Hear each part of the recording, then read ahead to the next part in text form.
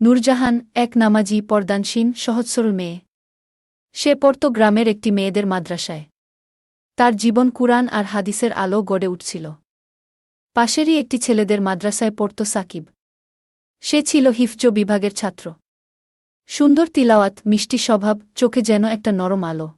দুই মাদ্রাসার মাঝখানে ছিল একটি পুরনো লাইব্রেরি। সপ্তাহে একদিন বই নিতে আসত নূরজাহান।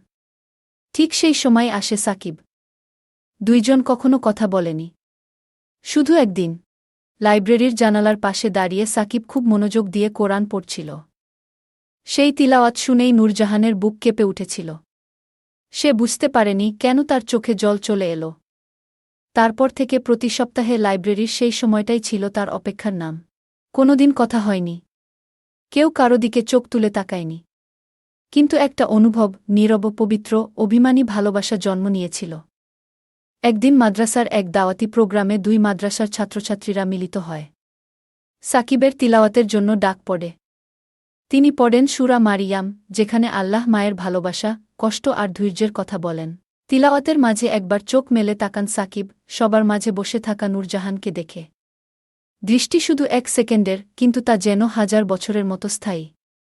নূরজাহান চোখ নামিয়ে ফেলে, তবে মনে মনে দোয়া করে, হে আল্লাহ, যদি এই ভালোবাসা হালাল হয়, তাহলে একদিন আমাদের মিলন হোক তোমার অনুমতিতে।